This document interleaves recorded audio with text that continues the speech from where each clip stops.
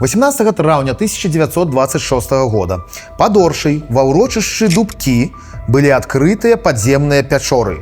Да, у нас няма скалаў, такія сабе горы, а пячоры былі. Бо былі яны рукатворныя, і сёння пагаворым пра маладаследаваную і страшна інтрыгуючую тэму падзямелля Аршаншчыны.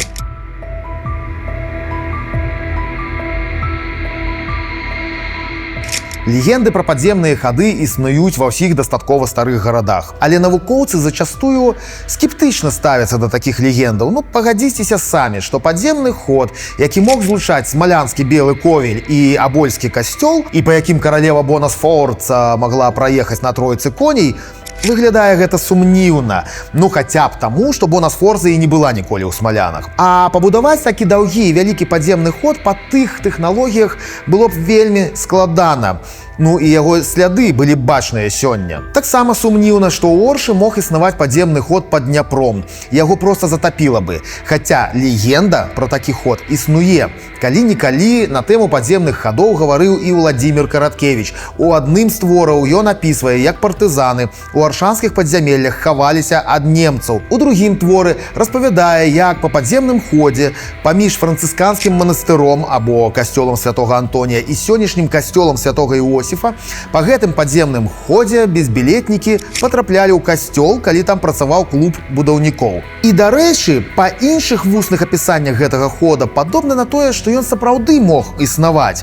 Але яго ўсур'ёз яшчэ ніхто не даследаваў. Яшчэ адзін падземны ход дакладна быў на тэрыторыі замчышча. Пра яго мы ведаем не з легендаў, а з рэальнага дакумента «Інвентар Аршанскага замка», дакумент 1560 года. Гэта быў абарончы падземны ход. Ён вёў з замка за сцяну да Дняпра. Будаваліся такія хады, каб у выпадку аблогі тыя, хто застаўся ўнутры замка, маглі набраць з ракі вады. Гэты падземны ход рэальна мусіў існаваць, бо такімі абсталёўваліся амаль усе сярэднявечныя замкі.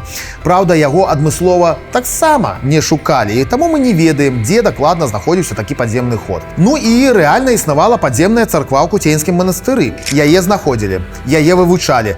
Але царква гэта так і не атрымала шырокай вядомасці, ды зараз закрытая для турыстаў. Шкада. А вось усе астатнія падземныя хады, пра которые ў Оршы так шмат прыгожых легендаў, хутчэй за ўсё проста прыгожыя легенды. Ну і давайте вернемся да пячораў, якія знайшлі ў 1926 годзе. 18 чэрвеня на беразе Дняпра ва ўрочышчы Дубкі гулялі школьнікі. Як і належыць дзецям, яны бесіліся, скокалі, бегалі, і адзін са школьнікаў выпадкова вваліўся ў пячору.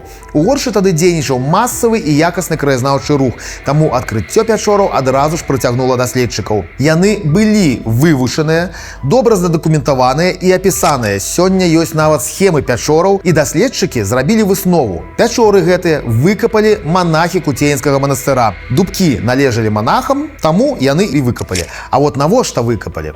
Падобна на тое, што капалі іх манахі-пустэльнікі, якія бралі на сябе абет маўчання і сыходзілі з манастыра падалей у месца, дзе іх ніхто не будзе ні бачыць, ні чуць. Але вот што робіць чалавечая фантазія? Нават рэальныя пячоры хутка абраслі новымі легендамі. Асноўная з іх палягае ў тым, што падчас адной з войнаў, пры якіх расейцы рабавалі манастыр, монахі дзесьці там каля пячораў і схавалі асноўныя залатыя скарбы. Былі нават людзі, якія спрабавалі знайсці тыя скарбы. Так што, да, большасць легендаў пра падземныя хады ў Оршы гэта толькі легенды.